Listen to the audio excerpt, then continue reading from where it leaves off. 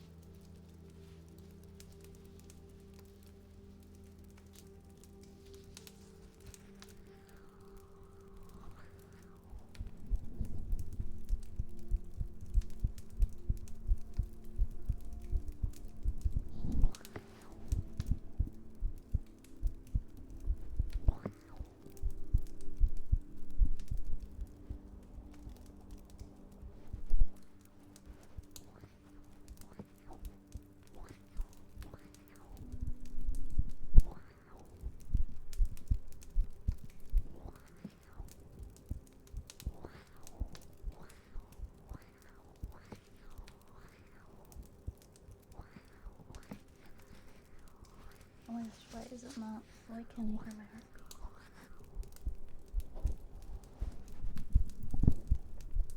There we go.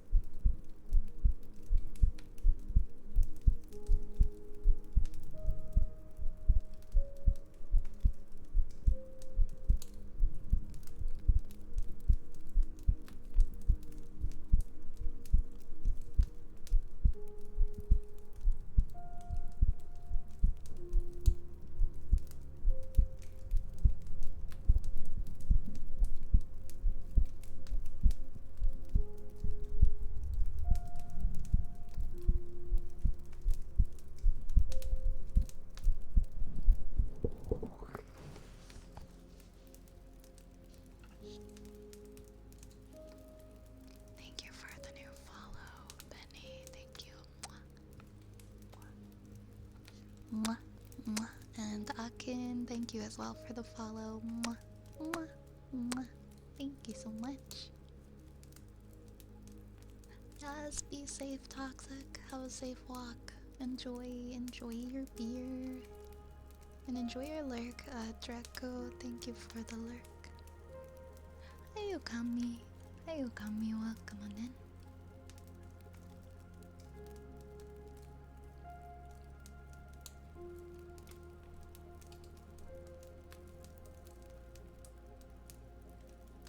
Let's see, we have a haircut next. A trigger word, kisses, ear picks. When are we? We're at like 2 hour mark. Okay, I actually do need to take a brief break for like 5 minutes. So I'm gonna BRB and then we'll come back. And we'll continue our triggers list. Be right back.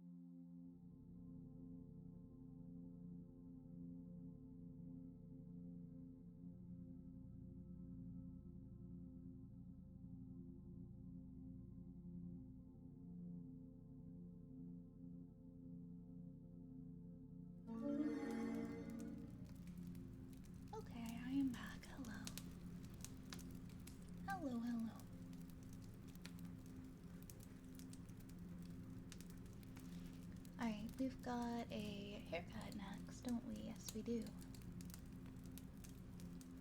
Hey, Wargod, welcome. Welcome here. How's it going?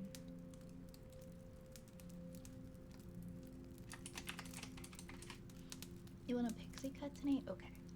You're in good hands. Don't even worry. Thanks, Aranamo.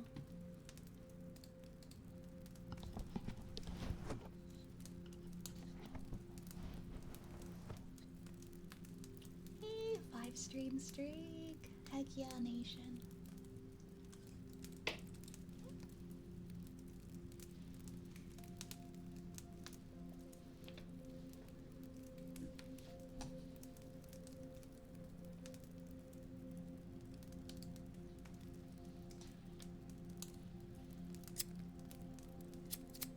Alright, pixie cut. Pixie cut. Pixie cut.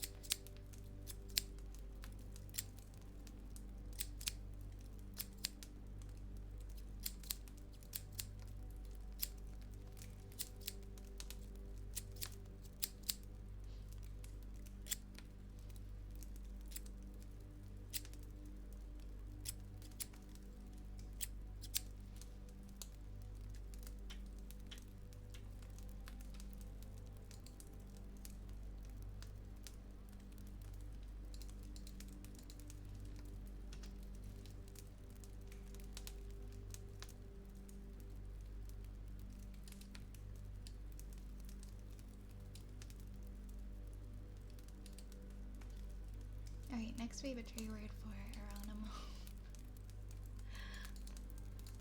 Which is pretty funny. I hope you like your pixie cut. I tried really hard. I think it looks very cute. Your Clint Eastwood picture is real. Your Clint Eastwood picture is real. Your Clint Eastwood picture is real. Your Clint Eastwood picture is real. Your Clint Eastwood picture is real. Your Clint Eastwood picture is real. Your Clint Eastwood picture is real. Your Clint Eastwood picture is real. Your Clint Eastwood picture is real. Your Clint Eastwood picture is real.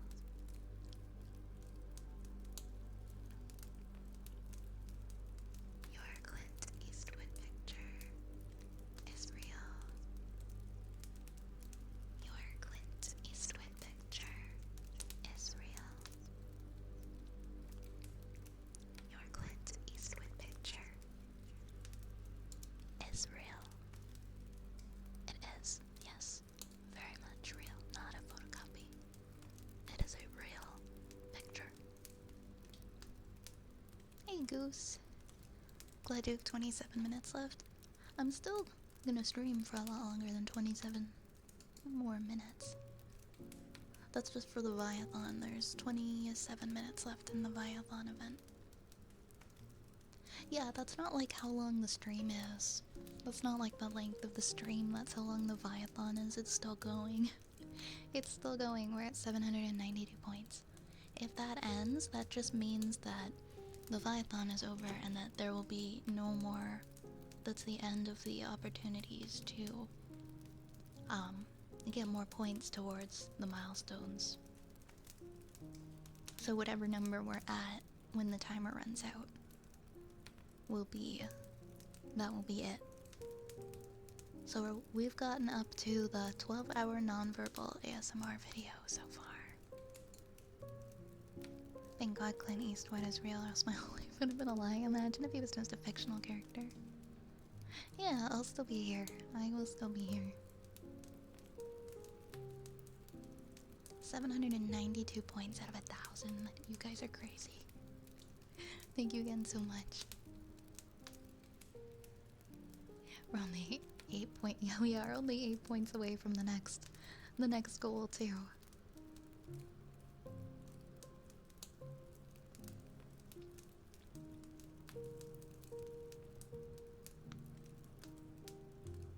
Would soup for that one non-verbal? It would be like it would be a variety of different things. It would be a variety of different things. But I would include soup. I would include soup in that. I would include soup in there. Yo, excuse me? Excuse me? Excuse me, what? Hello? Hello, oh my gosh, Aubrey, thank you so much for the 8 gifted. Oh my goodness, we have hit the 800 point goal. We've hit the 800 point goal, thank you so much. Thank you, Aubrey, for gifting 8 subs to the community.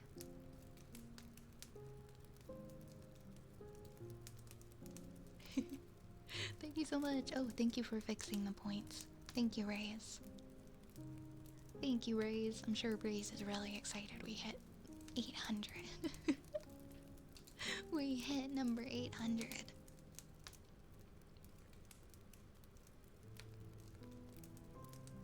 Whenever people ask me about that, I don't even know, like, how would you describe that goal? Like, how would you describe it? I don't even know how to describe, like, exactly what it is, because it's something different every time, and it's something silly. But I don't know how to describe or explain what it is without making it sound weird.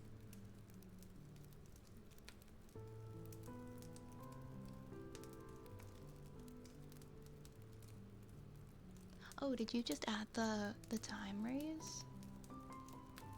Oh, there you go. I see. Would that have been 2100?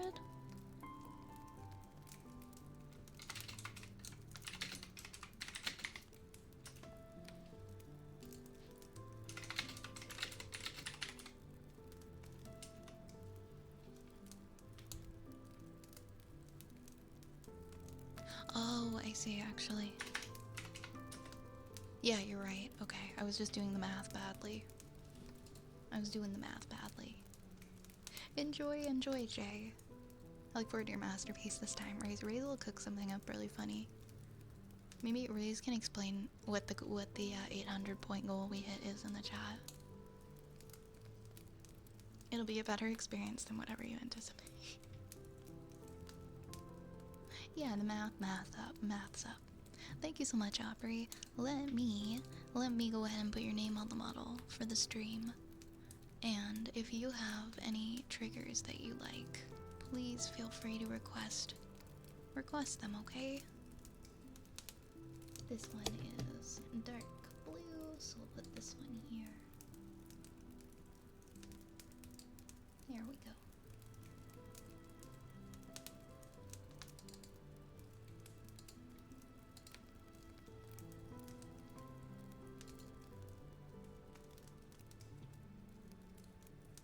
And thank you for the hype train. Thank you so much. It's a mystery foot goal. I mean, you're not wrong. You're not wrong.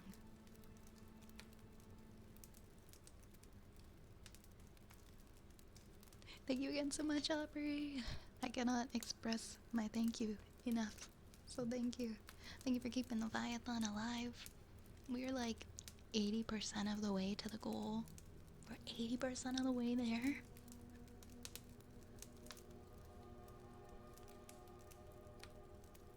I can't. That's just so wild that we're 80%, that we actually made 80% of the goal. Thank you. Hey Azrael, welcome on in. Take whatever you assume it would likely be. It's probably not that, but whenever it would be interesting enough to warrant its existence and continued inclusion in these events, it's become an integral part. It's become an integral part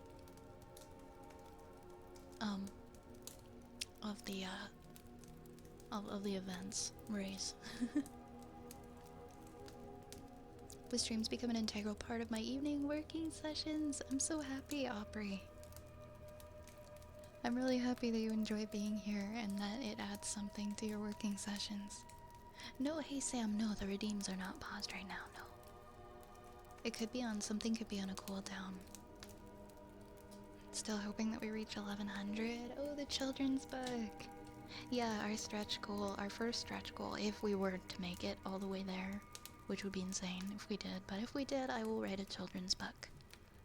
I will write and publish a children's book about Vi's Apothecary. I have a friend that's really good at art that I would ask to illustrate it. I feel like her art style would be so nice.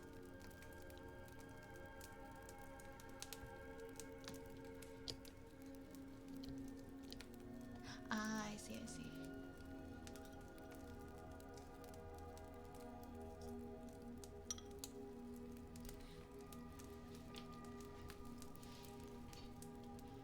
One second, get some water.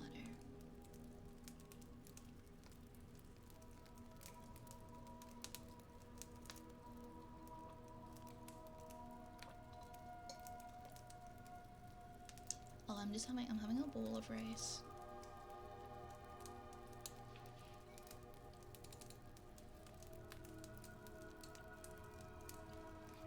I'm having a bowl of basmati rice.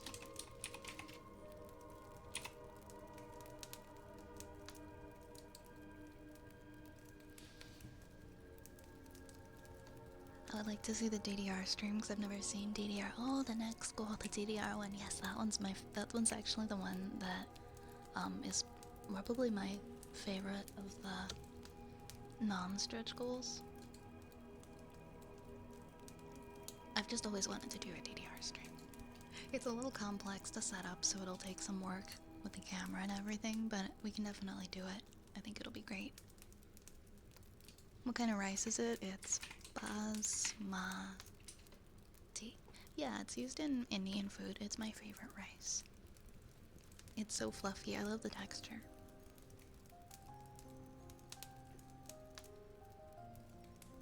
Photoshopping this portrait on device model for when people come asking to see it. Oh my goodness. Alright, I have kisses, ear picks, wooden frog, sniffa, kisses, again, and an ara ara for Sam. Thank you for the hype train. I've collected all of those emotes, so it didn't give me a new one. I see. Okay. Indian food's delicious. I only tried it I tried it for the first time when I was 18, I think, and it became like one of my favorites. It's so good. Hey, Nightmare Abyssal. Welcome in. I'll show you guys my favorite dish. I'll just put a recipe in the chat. I don't know, this recipe looks pretty good. I'm just gonna paste this one. This one, if you ever want to make an Indian dish, this is my favorite ever Indian dish. How have you been, Nightmare? It's good to see you.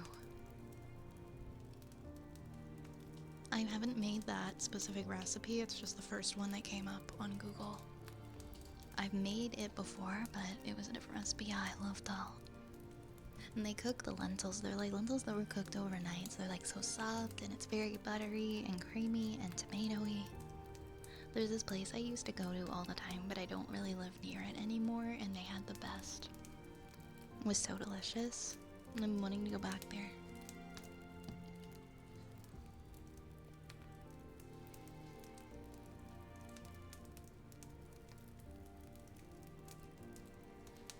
Fun fact, in the mid-1960s, Slumber Party Barbie came with a book called How to Lose Weight. One of the tips was don't eat. Oh, that is wild. That's actually insane.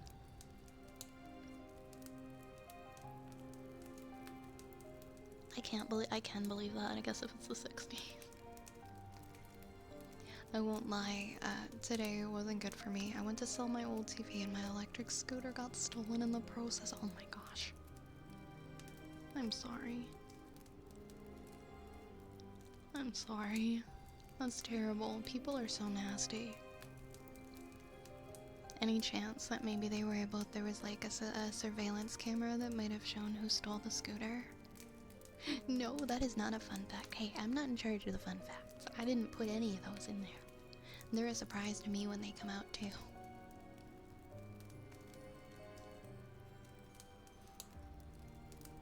You know what, 1960s Slumber Party Barbie, you can shove it because I'm gonna eat my carbs. I love my carbs. I love potatoes, and I love rice, and I love bread. And I love pizza.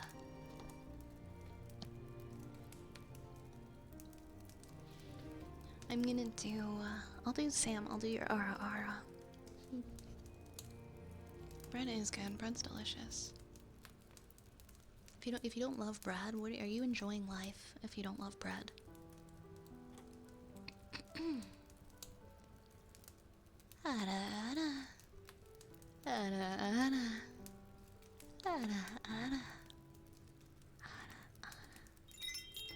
I know, I do that so much. I just start talking about food and then everybody gets hungry. I'm sorry. Hey Land, thank you for the follow. Thanks for the follow. Mwah. Mwah. Welcome on in. Welcome, welcome.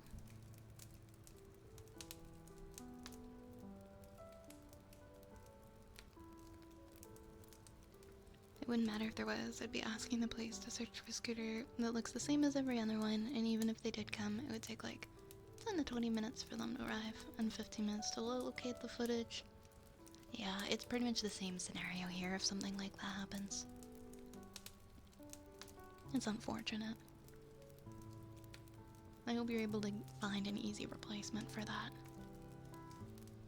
That really sucks, though. This stream is brought to you by Big Gluten. Hey, you can have gluten-free bread. You can enjoy gluten-free bread. I used to have like these really bad allergies. Well, they weren't really allergies, but because of my medical condition, I spent a couple of years when I was really sick and I was allergic to pretty much every food for 2 years. And I couldn't eat anything except for like plain rice and vegetables. Like I couldn't eat bread, really. But I would make like this bread out of rice flour and milk and put like butter on it. It was so good. And it had no gluten in it, and I actually remember it pretty favorably. It was like a milk bread. And it had no gluten. I probably still have the recipe somewhere. First time being here. Thank you so much for coming in. I hope you enjoy your stay.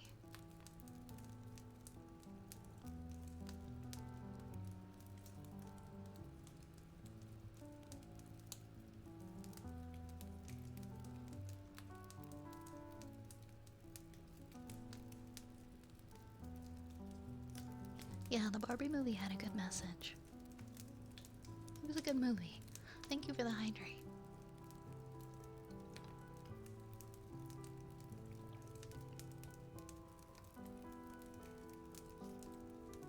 You know, I really want to see that new one. I still haven't seen it yet. Not the new Barbie movie, the Jennifer Lawrence Robert Pattinson movie that just came out called Die My Love. I've been wanting to see it so bad. I haven't been to a movie theater in like ages, but I thought it might be nice to go out and see it.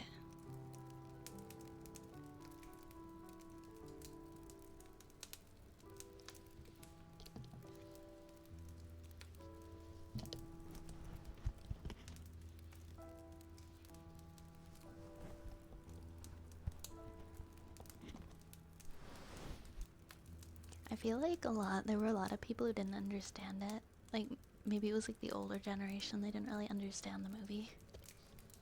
Like my mom, she told me she went to go see it, but she was like, I didn't understand any of that and it was dumb. And I'm like, how could you not? Oh, okay. Alright. And so I guess it depends. Hey, Lord of Sheep.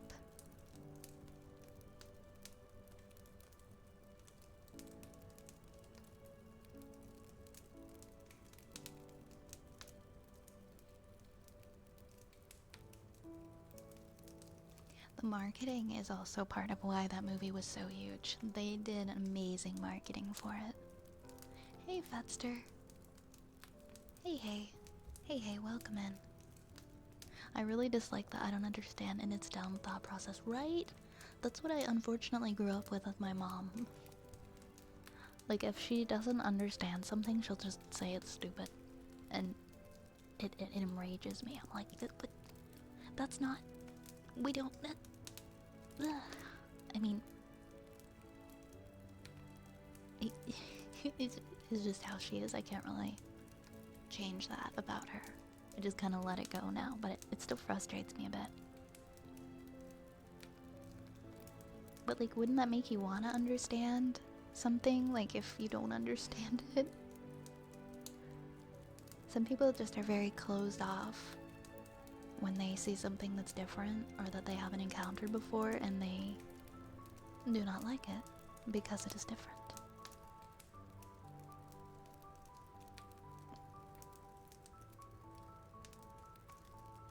Yeah, some people just don't want to be bothered. They don't want to be bothered understanding. Exactly. Hey, oh my goodness, more polls. Thank you so much. Thank you so much for the new sub. I'm glad you enjoy it here. Thank you for choosing to subscribe. That means so much to me. Thank you.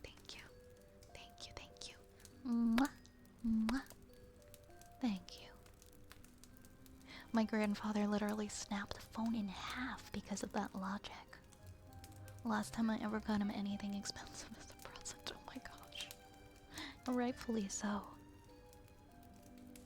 I got my dad a laptop once years ago so that he could use it when he would take his trips to Florida to like do video chats and stuff. Because he didn't have Wi-Fi. I don't know if he had, no, he didn't really have internet, but he'd go with like McDonald's and stuff. And I'm like, oh, you can like video chat with us. And I got him this laptop and he never used it. Never used it.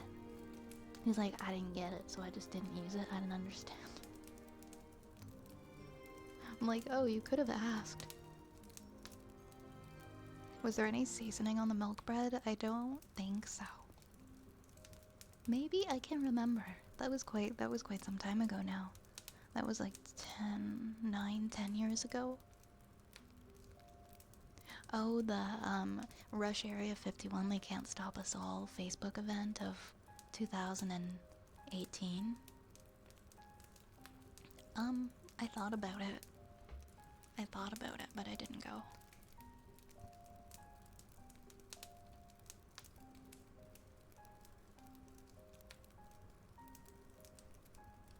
Yeah, I don't understand a lot, but I don't judge those who do.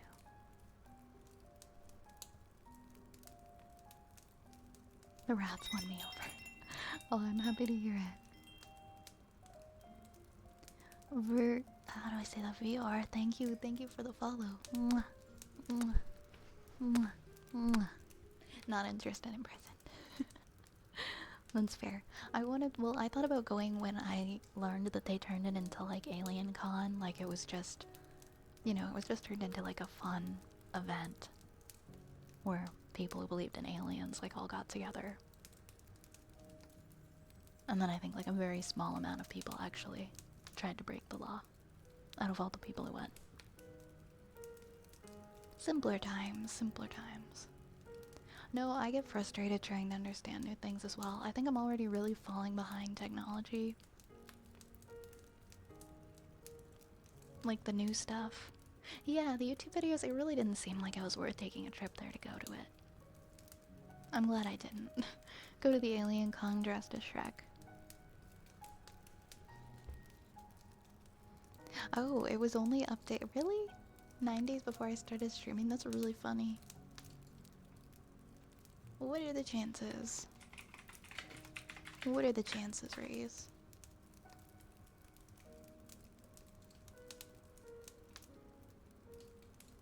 I would go to the Alien Con dressed as Shrek.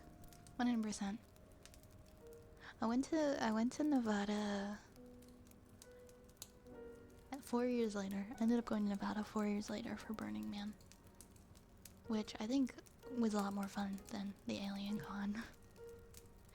Vitek is on an acerbated course. People are not ready for all this tech.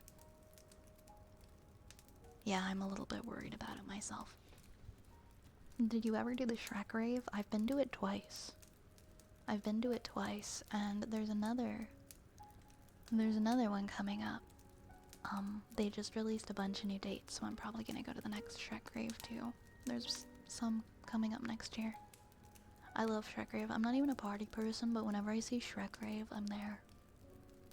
Like, alright guys, alright friends, we're dressing up as characters from Shrek and waving around glow sticks for the night. That's your only job. You went to Burning Man? That's sick. Yeah, I only went one time, and I went all by myself. And it's like the only trip I've ever taken by myself in my life, and it was a really weird point in my life. But I'm really glad I did it. It helped a lot with my confidence. It was during a really big transitional period for me. And it was kind of scary, but it was fun, and I really want to go back one day.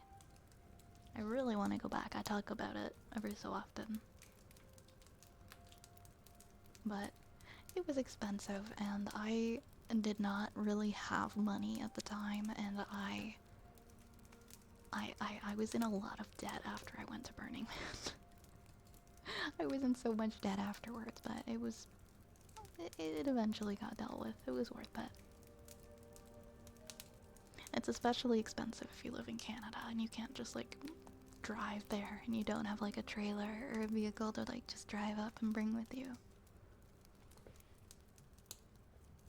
It's a very beautiful art experience though, and I feel like it's something like I wish everybody could experience. Area 51 has a gift shop, but only sells alien merch. I don't think it's actually a part of Area 51, but it's all just a joke at this point. Yeah, anything for a cash grab, right? Yo, you got the DJ visual. The DJ visuals for Shrek Rave are so sick. Can I meet you at the Shrek Rave? Fingers pointing together. Are you going to the Shrek Rave? What if we Has anyone here gone to a Shrek Rave? Because like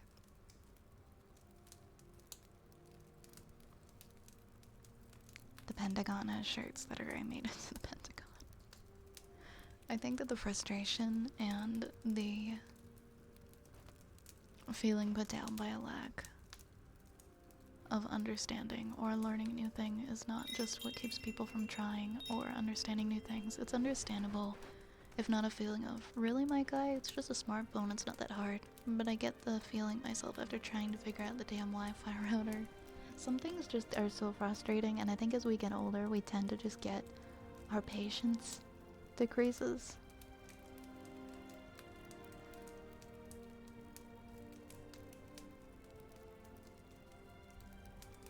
Yeah, they're actually holding one at Dave & Buster's in California.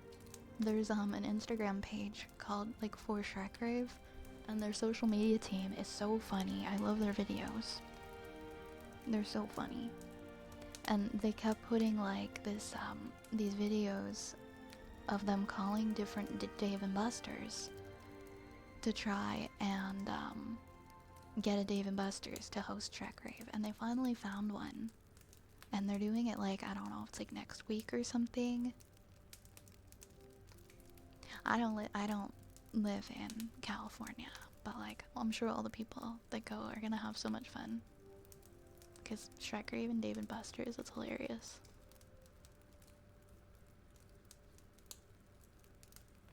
Shrek Rave, they do like a bunch of Canadian dates and a bunch of American dates.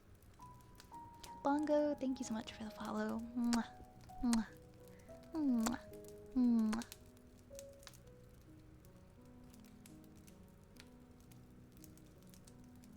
Shrek Rave meetup. Could you imagine? That's where I do my meetup. Okay, everybody, fly to Canada. Everyone fly over to Canada and go to Shrek Rave together.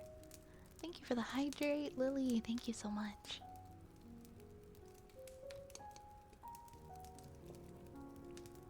I just spent $270 to see Masayoshi Tanaka. I don't think I'm familiar. I don't think I'm familiar with them. Sometimes you end up having to pay the scalpers when you want to go to a show, and it really sucks. How expensive. How much money you lose. Now I'm looking up. I was like, this has to be a Japanese artist, but I don't know. Known for his work on Your Name. And designed characters in many hit anime series. Oh, that's cool. That sounds like it'll be a great experience. What if we all met up at the Shrek Rave and compared our Clint Eastwood photos? Oh my god.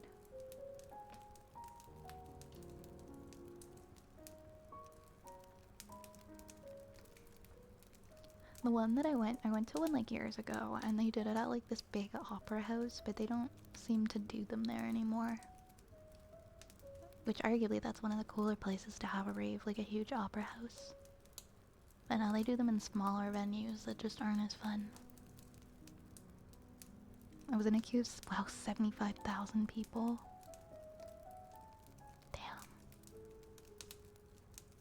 Damn. I'm sorry, I'm just letting the queue grow and I'm yapping. The one here is at a fairly large concert hall.